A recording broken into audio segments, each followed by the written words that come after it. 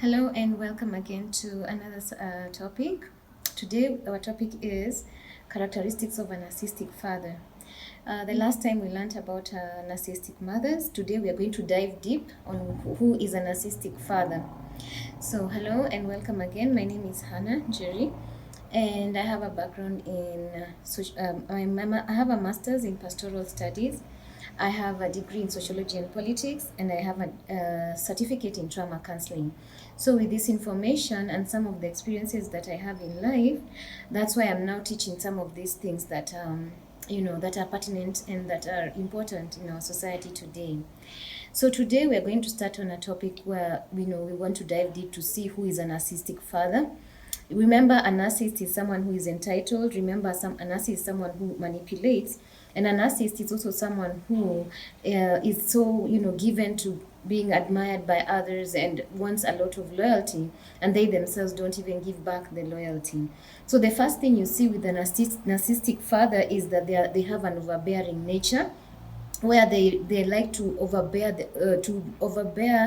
issues in their children's lives, whereby, like, if the children cannot be themselves, they force the children to be a certain way. It's like they are molding, instead of unfolding the children, they are molding the children. So the children can never be themselves because of this father.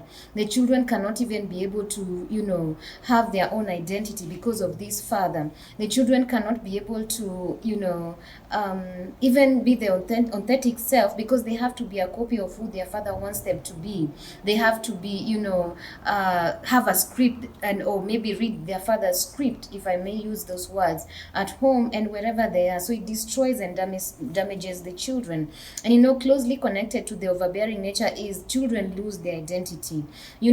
Children, when they come in, or a human being when they are born with their giftings, their talents, their destiny, their identity. Everything is packed in them from God. So as a parent, what you need to do is to guide them, direct them, and unfold them, not mold them to what you want them to be, but unfold this child, discover this child. As you're raising this child, you are also discovering this child. If you discover they have talents, nurture those talents. If you discover they have gifts, nurture those gifts, but not to mold them to what you want them to be, because there's a way that God wired them to be. So nurture them to what God has called them to be. So the children lose their identity, they are not able to be themselves.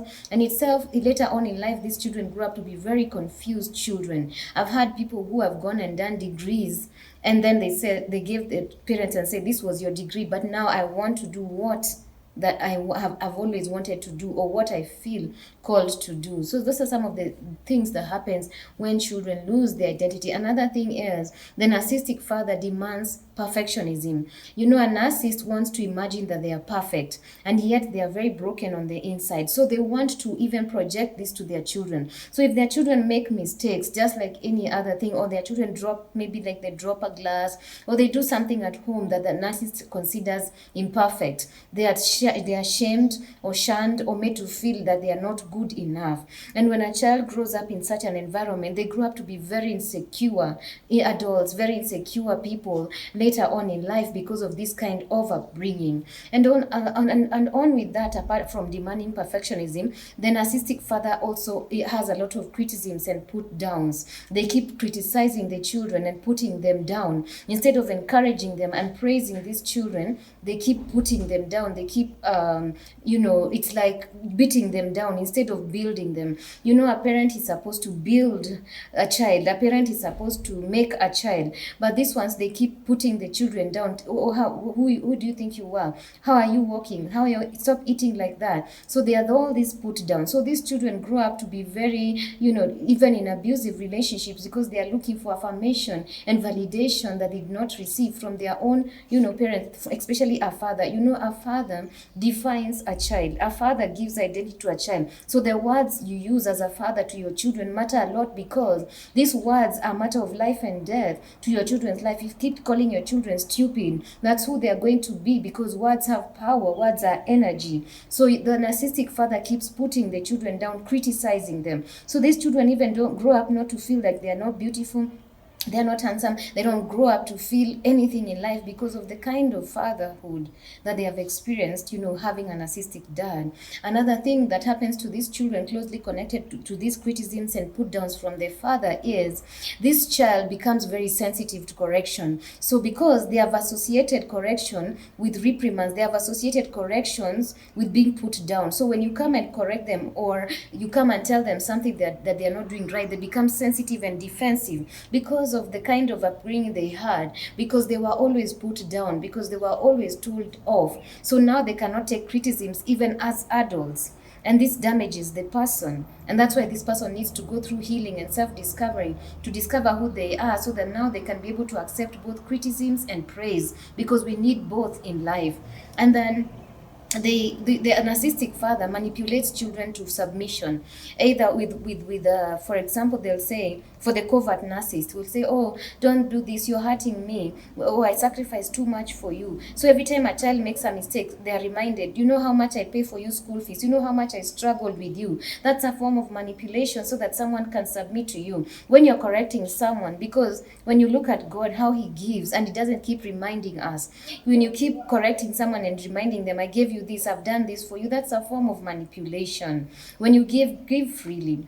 And then there's also, the father, there's a narcissistic father uses resources to manipulate, like if they have money, then, and like I said before, in a dynamic of a narcissistic home, there's always the golden child and the scapegoat. So they will favor the golden child, buy them gifts, expensive toys, and not just that, then they are not really for the interest of the golden child. They just want to use the golden child for their own ends. So the golden child becomes the flying monkey who will go and collect information in the house to come and tell the father. So they use the golden child, like buying them gifts and all. And then for the scapegoat, they shun them, or they don't buy them toys, or they treat them in a way that is not even loving and kind. So that child grows up with a very low self-esteem and rejection spirit.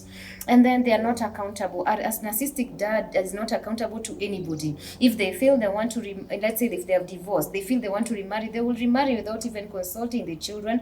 If they feel they want to spend money in a certain way, they will spend. If they feel they want to be promiscuous, because most narcissists are also promiscuous, they will, without caring about the other person, without putting themselves first, because for the narcissist, it's all about them. And then, children lose themselves. When you grow up with such a father, you lose yourself, you lose your identity, you lose your calling, because the narcissist, just like the narcissist father, just like the narcissist mother, sees the children as part of them, not a private entity or on themselves. They see them as part of them, the way you can see your hands as part of you. So they use children to their own ends. Maybe they want children to do well in life so that they can get praise, so that praise will come back to them. Because remember, narcissism is all about receiving also praise. So they want their children to do well in society, or coerce them to look a certain way, a perfect way, so that the society can praise him as the father of these children. The narcissist father also, when it comes to money, he's either a spendthrift, like he can be a miser if he wants to, or a spendthrift where he can use a lot of money, or a miser where he's holding back money. So he can be either of the two depending on the situation. And then, because narcissists are very insecure, because they are broken on the inside, so such a father projects his insecurities to his children instead of, because they are not, a narcissist can never be a nurturer. So what they do, they'll keep projecting the insecurity to their children. Oh, look at how you look. Look at how you walk. So they are insecure in themselves, but they keep projecting now this insecurity to their children. And then they micromanage children instead of allowing children to explore the world. I'm not saying that they should not guide children. There's a healthy way of guiding children, but also allowing them to explore the world. They don't allow the children to explore the world. They want the children to see the world in their own eyes. So you find these children are either micromanaged, like really, there's strict rules at home they have to adhere to, or they can't even be able to even travel because the father wants them there. So some of these children grew up not to be, street smart. As much as you want your children to be academically smart, you also want them to be street smart. So, and they can only be street smart by exploring and experiencing the world for themselves, as you guide them, as you pray for them, but not to micromanage them. Then for a man, you find that for the boy child, they are emancipated, whereby like the boy cannot be himself, the boy cannot be this strong boy, the boy cannot have an identity. So what happens is they become emancipated, where they marry women who domineer them, because they feel they are no less, they are not leaders, they feel they are less. And so, by the way, when, in fact, I forgot to mention in the other video, the children who grow up to be golden children also develop issues later on in life, because these children cannot fit in the society well. They are used to getting their way. They are used to the narcissism of manipulating people to get their way. So when they come to the real world, they cannot cope with people. They cannot have friends, because their character is too toxic even to attract or to maintain friendships, unless they only attract manipulators or toxic people like them. And as for the scapegoat, they go around life lost and confused. So they will need a lot of healing. So if you have such a father, or you have experienced such a father, also another thing, the narcissistic father is also very abusive, verbally abusive, and also has anger outbursts. And if it's a malignant narcissist, then it means he will also be physically abusive. So when the children live with such a father, they become fearful. They become either bullies themselves, or they become very fearful. And then for the girl child, you notice she'll either become a bully, or someone who wants to dominate a relationship, because that's what she saw her father modeling, or she will be a passive lady who will allow men just to come and abuse her. So these dynamics are there. And that's why, when two children come from a narcissistic home, everybody who comes from a narcissistic home needs to go through healing. They needs to go through inner healing and deliverance, so that they can be restored back.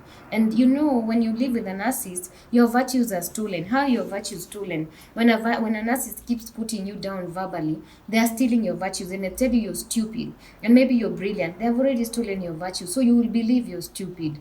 When they tell you don't be like your mother, so you will always believe that I'm like my mother was a bad person, so nobody can love me. And that damages the self-confidence, self-assurance that children have. So in the healing process of such children, I always advocate that they discover who they are, and that they go through a process where they are able to validate themselves. So those are some of the characteristics of a narcissistic father. And now in our next video, we are going to discuss on how narcissism controls the world. We are going to see narcissism in politics. We are going to see narcissism in economics. We are going to see narcissism in every facet of our society, because that's the spirit that is ruling the world. So thank you for watching. Please make sure you like, you subscribe, comment, and also you can support by donating to our channel through the links that we are going to put below. Thank you so much.